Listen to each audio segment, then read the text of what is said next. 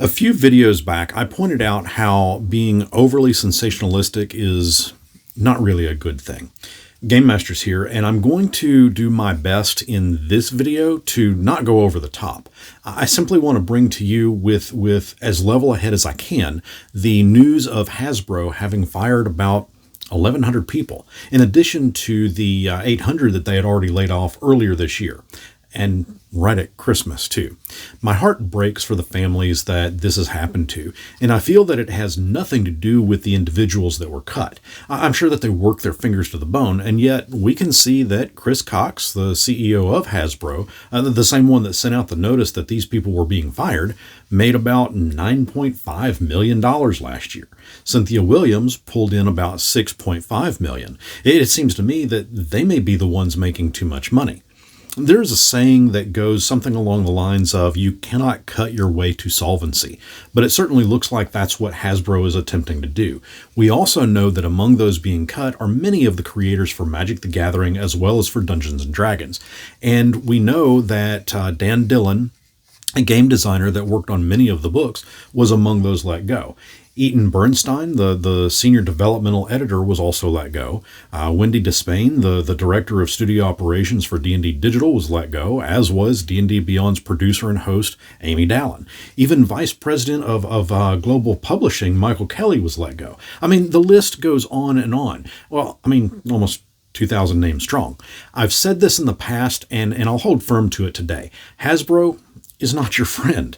They are in a business to be in business and do business. They don't care about the happiness of their workers, and none of this should come as a shock to anyone.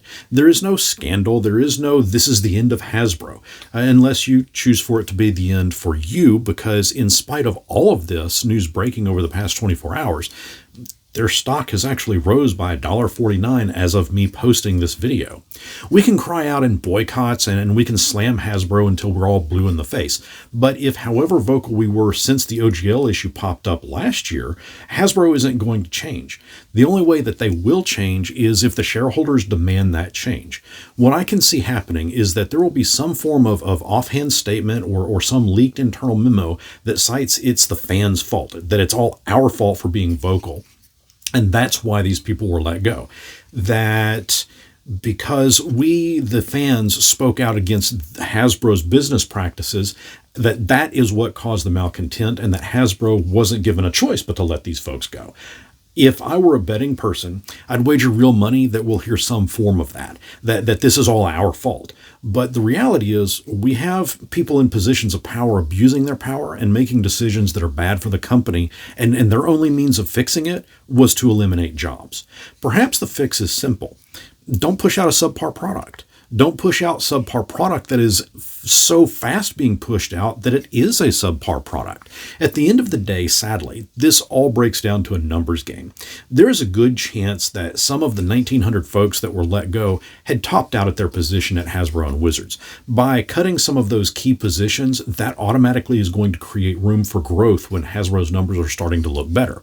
There will undoubtedly be some attrition to the workforce of their own volition because, listen, I don't care how big a company is, morale is going to suck for those left behind. Tempers are most certainly going to flare, and some folks will walk out of their own accord. This will only benefit Hasbro's bottom line because that's even less payroll. That's what I mean by it's a numbers game. Hasbro is likely betting on that happening. All the while, Mr. Cox will be having a grand holiday season because, sure as shit, he got his holiday bonus. I certainly hope that the remainder of 2023 and the early days of 2024 finds the talented folks that were let go, that they find a path to a new adventure. I want to shift a touch to also address my support of Hasbro and Wizards of the Coast. I think I've been very vocal about my views of them as a company. I don't trust them. I don't have faith that they will steer the game that I enjoy in the right direction. I stopped playing Magic the Gathering years ago and only occasionally purchase a pack of cards. As for Dungeons & Dragons, I'm passionate about the game, but I can be passionate about it and not like the entity that it comes from at the same time. And to be completely transparent, I've not purchased a single book from Wizards. I have reviewed all of the books that come out, yes, but that's also because they send them to me for free to review. They don't pay me, and I give my honest review of those books. Some I have praised. Others I have blatantly blasted for being horrible. Those that watch this channel know exactly where I stand.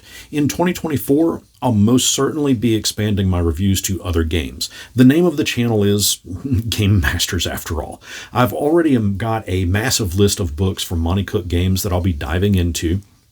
And Free League Publishing has been keeping me in very solid supply of material to review as well, Mortboard being up there, and I still need to jump deep into the Dragonbane box set. I'll let you all know now that should Wizards continue to send me in review copies, I'm going to continue to review those books.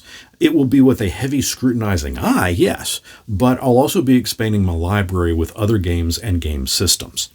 I hate that this has been a bit more of a serious video, but I wanted to address my thoughts on what Hasbro has done. To all of the displaced employees, I wish you much speed in finding new employ. And to other companies making games, I really hope that you have some space to bring some of that talent into your fold. To my viewers, how has this news struck you? Let me know down in the comments, and until next our paths cross, may you game on.